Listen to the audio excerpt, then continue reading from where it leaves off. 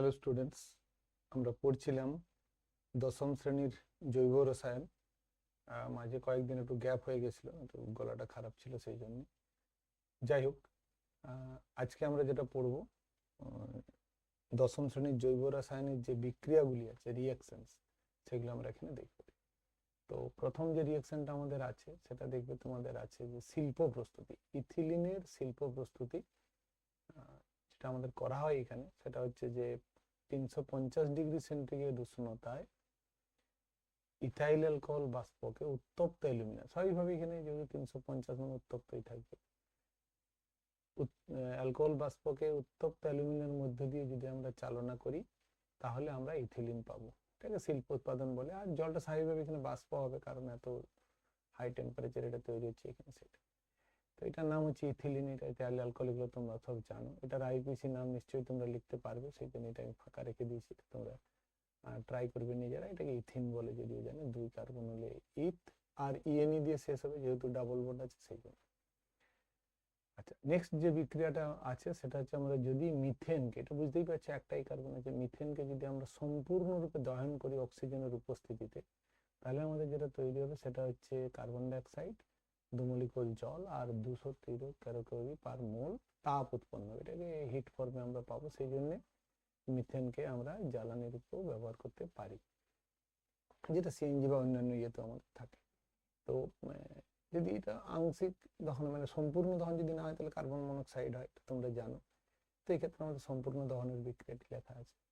Next যে বিক্রিয়াটি আছে সেটা হচ্ছে যে বিক্ষিপ্ত সূর্যালোকের উপস্থিতিতে ক্লোরিন গ্যাসকে যদি আমরা ধীরে ধীরে মিথেন গ্যাসের সঙ্গে বিক্রিয়া করাই, তাহলে মিথেনের যে 4টে হাইড্রোজেন আছে, 4টে হাইড্রোজেন ধাপে ধাপে একটা একটা ক্লোরিন দ্বারা রিপ্লেস হবে। ধরো তুমি এখানে 1:1 পাঠালে, মানে যতটা মিথেন ততটাই ক্লোরিন, এটা 1:1 বলে। তাহলে তখন কি হবে, একটাই মাত্র হাইড্রোজেন রিপ্লেস হয়ে এটা তৈরি। তাহলে প্রথমে আমরা যেটা পেলাম এটার নাম তোমরা বুঝতেই পারছো, এই গ্রুপটার নাম হচ্ছে মিথাইল, আর এটা ক্লোরাইড, তার জন্য নাম হবে মিথাইল ক্লোরাইড। তোমরা যদি খাতায় লিখছো তাহলে নামটা লিখে নেবে, আমি বলে দিলাম তোমাদেরকে, মিথাইল ক্লোরাইড। তো এবার মনে করো তুমি আর একটুখানি বেশি ক্লোরিন নিয়েছো বা 1:2 অনুপাতে নিয়েছো, তাহলে কিন্তু এখানে স্টপ না হয়, তখন কি করবে, ওই যে মিথাইল ক্লোরাইডটা তৈরি হলো সেই মিথাইল ক্লোরাইডের আর একটা হাইড্রোজেন রিপ্লেস হবে ক্লোরিন দ্বারা, দিয়ে তৈরি হবে যেটা, সেটা হচ্ছে মিথিলিন ক্লোরাইড। এই গ্রুপটা হচ্ছে মিথিলিন গ্রুপ, দেখো এখানে আমাদের লেখা আছে এটা হচ্ছে মিথিলিন গ্রুপ। তো এই মিথিলিন গ্রুপটার মধ্যেই দুটো ক্লোরিন করেছে, না ডাইটা বলার দরকার নেই, মিথিলিন ক্লোরাইড মানেই CH2Cl2। তো এটা হচ্ছে নোমেনক্লেচার। তারপরে দেখো আমাদের যেটা আছে সেটা হচ্ছে যে যদি এরপরে আরো তুমি ক্লোরিন গ্যাস এখানে ধরো 1:2 হলো, এখানে 1:3 অনুপাত যদি পাঠাও, তাহলে এইখানে দেখো আরো দুটো হাইড্রোজেন ছিল, সেই দুটো হাইড্রোজেন আমি এখানে লিখেছি, দুটো হাইড্রোজেনের আরেকটা রিপ্লেস হয়, এটা তৈরি, এটা হচ্ছে ক্লোরোফর্ম। এটা চেতনানাশক হিসাবে কাজে লাগে আমাদের ইয়েতে। তো ক্লোরোফর্ম তৈরি হবে, আর HCl প্রতি ক্ষেত্রে একটা করে HCl হয়ে যাবে হাইড্রোজেন, আর একটা যে ক্লোরিন এখানে বাড়তি থাকছে সেটা HCl আকারে থাকবে। আর তুমি যদি এখানে এক্সেস ক্লোরিন পাঠাও, মানে যতটা আছে তার তুলনায় অনেক বেশি বা 4 গুণ যদি তুমি এখানে এক্সেস ক্লোরিন পাঠিয়ে দাও, তাহলে ওই ক্লোরিন আলটিমেটলি আমরা যেটা পাবো সেটার নাম হচ্ছে আমাদের কার্বন। 4টে থাকলে টেট্রা হয়, সেই জন্য হচ্ছে টেট্রা। এটা আমি পরে তোমাদেরকে এদের নমেনক্লেচার গুলো শেখাবো, কার্বন, টেট্রা, ক্লোরাইড। আগে জৈব রসায়নটা শেষ হয়ে যাক, তারপরে আমি ওই পার্টটাতে আসবো। মানে ইনঅর্গানিক যৌগের যেমন বোরন, ট্রাইফ্লুরাইড, এরকম করে যে নমেনক্লেচার অংশগুলো সেটা আমরা এখানে করবো। তো এইটা ছিল আমাদের বিক্ষিপ্ত সূর্যালোকের উপস্থিতি। আর যদি তুমি সরাসরি সূর্যালোকের উপস্থিতি দাও, মানে বিক্ষিপ্ত নয়, একদম সরাসরি থাকে, তাহলে সেক্ষেত্রে ক্লোরিনের সঙ্গে বিক্রিয়াটা বিস্ফোরণ সহকারে ঘটে, এবং তার যে রিয়াকশনটা সেটা হচ্ছে আমাদের এইটা। এই বিস্ফোরণে মানে এত বেশি হিট একসঙ্গে উৎপন্ন হবে যে ওখানে ওটা আগুন লেগে যাবে, যেহেতু মিথেন নিজের দাহ্য পদার্থ, সেই জন্য আর ওখানে বিস্ফোরণ সহ বিক্রিয়াটি এখানে ঘটবে। চলো, এই ছিল আমাদের এইখানে। এরপরে নেক্সট আমাদের যে বিক্রিয়াটা আসবে দেখো, সেটা হচ্ছে যে জুতো বিক্রিয়া। তাহলে জুতো বিক্রিয়া কাকে বলে সেটা আমরা প্রথমে এখানে দেখবো। জুতো বিক্রিয়া হচ্ছে ইংরেজিতে অ্যাডিশন রিয়াকশন বলে। আগে উদাহরণে আমরা বুঝে নিই, তাহলে আমরা বুঝতে পারবো। দেখো, তো এই যে এখানে কি আছে, একটা সিগমা বন্ড হয় আর একটা এখানে পাই বন্ড হয়, এটা তোমরা পরে ক্লাস 11-এ গিয়ে আর ভালো করে জানবে। তো যেহেতু এর পাই বন্ড আছে, পাই বন্ড সিগমা বন্ডের তুলনায় একটু দুর্বল, সেই জন্য এ বেশি রিঅ্যাক্টিভ। তাহলে তখন কি হয়, এই যে অংশটা আসছে যে বলা অ্যাডেন্ডাম, যেটা যুক্ত হতে আসছে, সেইটা দুটো পার্টেই দেখো এর সঙ্গে জুড়ে যাবে, অথচ পাই বন্ধনটা ওখান থেকে চলে যাবে এবং পুরোপুরি সিগমা বন্ধনটাই শুধু থাকবে। এটার নাম তোমরা জানো, এটার নাম আমাদের হয় ইথ আর যেহেতু স্যাচুরেটেড সেই জন্য এনই দিয়ে শেষ হচ্ছে ইথেন, আর এটাতে ইথিন আমরা আগেই বলেছি। তো এইটা হচ্ছে আমাদের যুত বিক্রিয়া। তাহলে যে দুটো কম্পাউন্ড বা এবং কম্পাউন্ড এবং বিক্রিয়ক যুক্ত হয়ে একটাই মাত্র প্রোডাক্ট দেবে, এই জন্য একে প্রোডাক্ট বা অ্যাডাক্ট বলা হয় অনেক সময়। ADDUCT, ইংরেজিতে অ্যাডাক্ট বলা হয়, এডিশন রিঅ্যাকশন থেকে সিটি, হ্যাঁ, অ্যাডাক্ট বলা হয়। তো যাই হোক, এটা হচ্ছে আমাদের মানে কোনো পৃথক অংশ এখানে থাকবে না, যে অণুটা যুক্ত হতে আসছে পুরোটাই এখানে যুক্ত করে নিয়েছে, এটাকে আমরা বলি যুত বিক্রিয়া। তো এখানে যে কন্ডিশন হয় সেটা হচ্ছে নিকেল 250 ডিগ্রি সেন্টিগ্রেড, অথবা এই হাইড্রোজেন প্যালাডিয়াম কার্বন দিয়ে জাস্ট ঘোরালেই আমাদের এখান থেকে এটা স্যাচুরেটেড হয়ে যায়। এটাকে আমরা বলি যেটা, সেটা হচ্ছে হাইড্রোজিনেশন। দেখো কিন্তু হাইড্রোজেন এখানে অ্যাড হচ্ছে, সেই জন্য বিক্রিয়াটার নাম হচ্ছে আমাদের, আচ্ছা এইখানটা লিখে দিই, হাইড্রোজিনেশন। যখন কোনো কিছু জুড়ে তখন এইভাবে হয়, যখন বেরিয়ে যাবে তখন এইভাবে ডিহাইড্রেশন। আর যদি জল যুক্ত হয় তাহলে হবে হাইড্রেশন, আর যদি জল বেরিয়ে যায় তাহলে হবে ডিহাইড্রেশন। তেমনি যদি হাইড্রোজেন কোথাও বেরিয়ে যায় তাহলে তখন সেটা হবে আমাদের ডিহাইড্রোজিনেশন হবে। এক্ষেত্রে হাইড্রোজেনেশন যেহেতু যুক্ত হচ্ছে, তো সেই জন্য এটা কি হয় না, আমরা জানি এটা বিজারণ, ওই জন্য ইথিলিন বিজারিত হয়ে আমাদের এইটা এখানে তৈরি করছে। এগুলো এখানে অনুঘটক হিসেবে কাজ করে নিকেল অথবা প্যালাডিয়াম কার্বন। এরা হচ্ছে আমাদের হেটেরোজিনিয়াস, মানে সলিড কিনতে পাওয়া যায় বাজারে, সেগুলো ব্যবহার করি। নেক্সট আমাদের যে বিক্রিয়াটা আছে সেটা হচ্ছে পলিমেরাইজেশন রিঅ্যাকশন। পলিমেরাইজেশন মানে এই যে এটা আছে সেটা হচ্ছে মনোমার। এই মনোমারের এন সংখ্যক, মনোমার এন সংখ্যক মানে তুমি এনিবার যেমন ধরবে, এটা অনেক অনেক লক্ষ লক্ষ কোটি কোটি থাকবে, সেই এন সংখ্যক ক্রোমিয়াম ট্রাইঅক্সাইড 150 ডিগ্রি সেন্টিগ্রেড এবং হাই প্রেসার, এটা 150 হাই প্রেসার মানে 15 থেকে 2000 অ্যাটমসফিয়ার প্রেসারে তুমি যদি রিঅ্যাকশনটা কন্টিনিউ করো, তাহলে এরকম করে আমাদের CH2 এই ইউনিটটার এন সংখ্যক দেখো নিচে চলে এসছে এখানে, তাই না? তার মানে এই ইউনিটটা বারবার রিপিটেড হতে থাকবে এবং একটা আমরা বর্ণহীন এটা পাবো আমরা, সাদা কঠিন পদার্থ এখানে তৈরি হবে, সেটাকে আমরা এখানে বলবো পলিথিন। ঠিক আছে, তো এটা ছিল পলিমারাইজেশন রিঅ্যাকশন। এখানে আরেকটা যুত বিক্রিয়া আমাদের আছে, দেখো এটা আমি ব্রোমিনের যে রং সেটা আমাদের সবসময় লাল হয়, মানে লিকুইড ব্রোমিন যদি হয় সেটা কার্বন টেট্রাক্লোরাইডে নিয়ে পরে তুমি যদি ইথিলিনের মধ্যে ওটা ঢালো তাহলে কি হবে, এই ব্রোমিনের লাল বর্ণটা বর্ণহীন হবে। তো এটা হচ্ছে আমাদের test of unsaturation. Okay, test of unsaturation মানে অসম্পৃক্ততা, আনস্যাচুরেশন মানে কোন জৈব যৌগে আনস্যাচুরেশন আছে কিনা, মানে পাই বন্ধন আছে কিনা, কার্বন কার্বন পাই বন্ধন, ডাবল বন্ড অথবা ট্রিপল বন্ড আছে কিনা, সেটা জানার জন্য এই টেস্টটা করা হয়। সেই জন্য এই টেস্টটাকে আমরা টেস্ট অফ আনস্যাচুরেশন বা বিয়ারের টেস্ট বলা হয়। তো এখানে যুত বিক্রিয়া হচ্ছে, এটা দেখো ব্রোমিনের দুটো পার্টি এখানে দুদিকে জুড়ে গেল, কি হলো CH2, আর এদিকে CH2 CH2 দুদিকে জুড়ে, সেই জন্য এটা হচ্ছে আমাদের এখানে এক্সাম্পল অফ এই যে অ্যাডিশন রিঅ্যাকশন, যেটা আমরা উপরে এখানে লিখেছিলাম। ঠিক আছে, মাঝেরটা কিন্তু পলিমারাইজেশন রিঅ্যাকশন, এটা একটু খেয়াল করবে। যাই হোক, নেক্সট আমাদের যেটা আছে সেটা হচ্ছে, দেখো ট্রিপল বন্ড ছিল, এতক্ষণ ছিল ডাবল বন্ড, এবার ট্রিপল বন্ড আলাদা নাম আমরা এখানে আর লিখিনি আমি নামটা, তখন নামটা তোমরা এটা জানো, সেটা হচ্ছে আমাদের অ্যাসিটিলিন। তো অ্যাসিটিলিনের সংকেত C2H2, সেটাকে ভেঙে লিখলে এরকম হয়। এখানেও তাই, হাইড্রোজেন প্লাটিনাম অথবা প্যালাডিয়াম কার্বনও তুমি দিয়ে করতে পারো। প্যালাডিয়াম কার্বন দিয়ে যদি আমরা করাই তাহলে দেখো এটা হবে, যদি এবারে এক্সেস পাঠাও, এটা যদি 1:1 হয় তাহলে এটা এখানে থাকবে, আর যদি তুমি এক্সেস দাও হাইড্রোজেন তাহলে তখন এটা স্যাচুরেটেড হয়ে যাবে ফুল।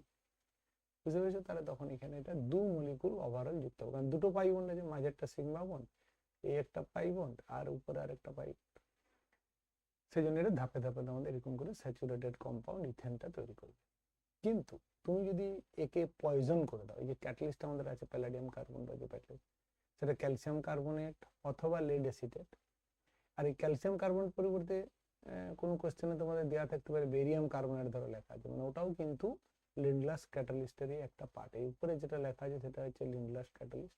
এখানে লেডের কোনো যৌগ অথবা সালফার এর কোনো যৌগ বা সালফার ইটসেলফ যদি দেওয়া থাকে সেটাও থাকতে পারে। তো যে পরীক্ষার কথা তোমাদেরকে ক্লাস 10-এ দেওয়া যায়, স্কলারশিপের পরীক্ষা, ন্যাশনাল ট্যালেন্ট সার্চ এক্সামিনেশন, তাতে এরকম করে দেওয়া থাকতে পারে বলে এটা আমি একটু তোমাদেরকে হাইলাইট করে দিলাম। অর্থটা এটা তোমাদের বইয়ে দেওয়া নেই, তোমাদের বইয়ে এই উপরেরটাই দেওয়া আছে, নামগুলো সব তোমরা আগে এখানে জানো। দেখো ঠিক আছে, তাহলে এই ছিল আমাদের এইখানে। নেক্সট আমাদের দেখো এখানেও তাই, ওই যে যুত বিক্রিয়ার মতোই, তাই টেস্ট অফ আনস্যাচুরেশন আগে আমরা বললাম যে যদি পাই বন্ড থাকে কার্বন কার্বন, এখানেও তোমার ট্রিপল বন্ড মানে দুটো পাই বন্ড আছে, তাহলে ব্রোমিন লাল রঙের দিলেও এখানে CCl4টা তুমি লিখে রাখতে পারো, CCl4 দিলেও ওই বর্ণহীন হয়ে যাবে। আবার যদি 2 মলিকুল তুমি পাঠাও মানে এক্সেস দাও, তাহলে 4টে ব্রোমিনই এখানে অ্যাড হবে, তার মানে এটা তোমার এখানে অ্যাডিশন রিঅ্যাকশন বা যুক্ত বিক্রিয়ার মধ্যেই পড়বে।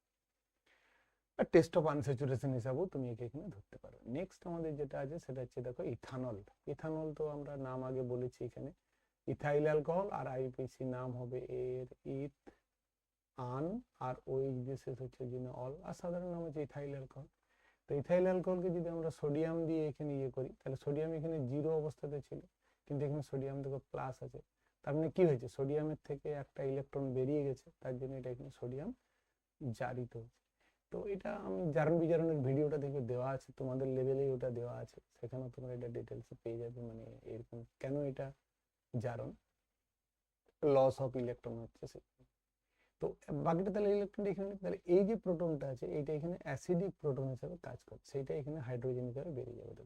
তাহলে যেহেতু H2 হচ্ছে, তাহলে এখান থেকেই হাইড্রোজেনটা আসবে, এই হাইড্রোজেনগুলোর কোনো রোল নেই, OH এর সঙ্গে যে হাইড্রোজেনটা যুক্ত আছে সেই হাইড্রোজেনটা দিয়ে, তার জন্য এটা 2 নিতে হবে, মানে 2টা 2। আর এটা আমাদের বেস হিসাবে কাজ করে, এরকম বেস লিখেছি আমি, সোডিয়াম ইথক্সাইড হয় এর নামটা, ঠিক আছে, সোডিয়াম, এই যে সোডিয়াম, তার জন্য এটা হচ্ছে সোডিয়াম, আর এই মূলকটার নাম হচ্ছে ইথক্সাইড মূলক, মানে C2H5O মাইনাস, এটার নাম হচ্ছে ইথক্সাইড, ঠিক আছে, এইটার নাম হচ্ছে ইথক্সাইড। যদি ইথ মানে দুটো কার্বন আছে, আর যদি CH3O মাইনাস হতো তাহলে এটা মিথক্সাইড হতো, মিথানল যদি এটা হতো, তোমাদের বই ইথানলই আছে, সেই জন্য এটা জেনারেল করার জন্য একটু বলে। তো এটা ছিল আমাদের অ্যাসিডিক প্রপার্টিজ অফ ইথানল, তার এক্সাম্পল, যে ইথানল যে অ্যাসিডিক সেটা আমরা এই রিঅ্যাকশন দেখে বলতে পারি acidic nature of ethyl alcohol, তার বিক্রিয়া হচ্ছে এটা।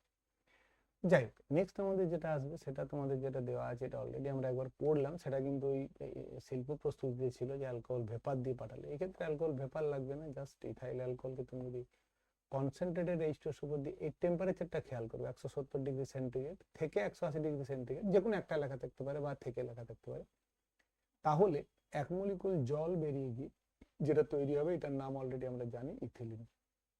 তার মানে এখানে কি হলো দেখো, ডিহাইড্রেশন, আমি একটু টার্মটা বলছিলাম দেখো, ঠিক আছে, তার জন্য ডিহাইড্রেশন দেখো নিচে লেখা আছে, তাহলে এক্ষেত্রে কি হচ্ছে, একটা মলিকুল থেকে জলটা বেরোচ্ছে, সেই জন্য একে আমরা বলবো ইন্ট্রামলিকুলার ডিহাইড্রেশন। ওকে, হাইড্রেশন হলে জল যুক্ত হবে, কিন্তু এটা ডিহাইড্রেশন, জল বেরিয়ে যাচ্ছে, সেজন্য। আচ্ছা, নেক্সট দেখো, যদি তুমি ওই একই কন্ডিশন কিন্তু টেম্পারেচারটা যদি 140 ডিগ্রি সেন্টিগ্রেড লেখা থাকে, তাহলে কিন্তু তখন আর ইথিলিন তৈরি হবে না, তখন ডাইইথাইল ইথার তৈরি হবে, ঠিক আছে। এখানে concentrated H2SO4 is a very good dehydrating agent, নিরোধক হিসাবে কাজ করে, সেই জন্য ওই জলটাকে এখানে নিয়ে নেবে। তাহলে এখানে আমরা যেটা পাবো সেটা হবে এখানে ডাইইথাইল ইথার হচ্ছে, দেখো এক্ষেত্রে যেটা হয় সেটা হচ্ছে ইন্টারমলিকুলার, কিরকম করে, এটা আমি একটু জাস্ট ভেঙে ভেঙে লিখেছি, দেখো 2 মলিকুল আছে, তাহলে এইটা একটা মলিকুল আর এইটা একটা মলিকুল, তার এরকম করে জলটা নেবে। আর এক্ষেত্রে কি হচ্ছিল, এইখানে ধরো একটা হাইড্রোজেন, এই হাইড্রোজেনটার একটা, আর এই OH-টা, তাহলে একটা মলিকুল থেকেই দুটো পার্ট পাচ্ছে, মানে জলের পার্টটাকে যদি আমি এরকম করে ধরি, এখানে HOH, তাহলে এই দুটো পার্ট আর কি, এই দুটো পার্ট কিরকম ভাবে আসছে। যদি একটা মলিকুল থেকে দুটো পার্ট আছে, যেটা প্রথমটা সেটা হবে ইন্ট্রামলিকুলার, যদি দুটো মলিকুল থেকে আছে তাহলে হবে ইন্টারমলিকুলার, এগেইন ডিহাইড্রেশন। সুতরাং টেম্পারেচারটা এখানে ইম্পর্টেন্ট, এটা NTSC কোশ্চেনে তোমাদের এগুলো অনেক সময় থাকে, যে টেম্পারেচারটা কি হবে সেটা তোমরা এখানে দেখবে, এটা তোমাদের বইয়ে মেনশন করা আছে, সেই জন্য এটা আমি এখানে পড়ি। আর লাস্ট যে পার্টটা আমাদের এখানে আছে দেখো, সেটা হচ্ছে অ্যাসিটিক অ্যাসিডের কয়েকটা বিক্রিয়া আছে। তাহলে শুরুতে আমাদের অ্যাসিটিক অ্যাসিডের নাম আমরা জানি, এটা IUPAC নাম তোমরা নিশ্চয়ই বলতে পারবে, দুটো কার্বন আছে সেই জন্য যে ইথ, আর স্যাচুরেটেড সেই জন্য আন, আর ওইক অ্যাসিড দিয়ে শেষ হয়, ওইক অ্যাসিড, তার জন্য নাম হলো ইথানোইক অ্যাসিড। কিন্তু IUPAC নাম দিয়েও কোশ্চেনটা থাকতে পারে, আবার শুধু অ্যাসিটিক অ্যাসিড হিসাবেও থাকতে পারে, এর নামটা এখানে অ্যাসিটিক অ্যাসিড, ঠিক আছে, তাই অ্যাসিটিক অ্যাসিড। তাহলে এটা অ্যাসিড আর এটা বেস, তাহলে কি তৈরি হয়, লবণ এবং জল উৎপন্ন হয়, তাহলে লবণটা যেটা তৈরি হবে সেটা হচ্ছে CH3CONA, আর জল তৈরি হবে, এখানেও তাই দেখো, সোডিয়াম,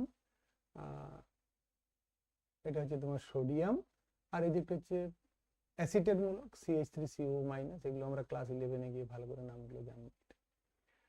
আর লাস্ট যেটা আছে সেটা হচ্ছে যে এই যে অ্যাসিড আছে, অ্যাসিডের যেই প্রোটনটা, এটা অ্যাসিডিক প্রোটন, বা এই প্রোটনগুলো কিন্তু অ্যাসিডিক প্রোটন নয়, যেগুলো কার্বনের সঙ্গে যুক্ত হয়, যেটা অক্সিজেনের সঙ্গে যুক্ত হয় সেটা অ্যাসিডিক প্রোটন। তার সঙ্গে তুমি যদি সোডিয়াম বাই কার্বনেট, আমি বললাম তোমাদেরকে এই নোমেনক্লেচারগুলোর ভিডিও আমি পরে তোমাদেরকে এরপরে এটা করে দেবো জৈব রসায়নটা শেষ হলেই। তো এই সোডিয়াম বাই কার্বনেট যদি এর অ্যালকোহলের সলিউশনে আমরা ড্রপ ড্রপ মানে পিঞ্চ ওয়াইজ অ্যাড করি, তাহলে কার্বন ডাইঅক্সাইডের বুদবুদের আকার এখান থেকে বেরোতে পারবে, তুমি দেখতে পাবে বুদবুদটা। সেই জন্য এটা আমরা বলতে পারি টেস্ট অফ অ্যাসিড, মানে কার্বক্সিলিক অ্যাসিড আর কি, টেস্ট অফ কার্বক্সিলিক অ্যাসিড হিসাবে এটাকে ব্যবহার করা যায়। এখানে দেখো তৈরি হবে CH3CON এ কার্বন ডাইঅক্সাইড জল তৈরি।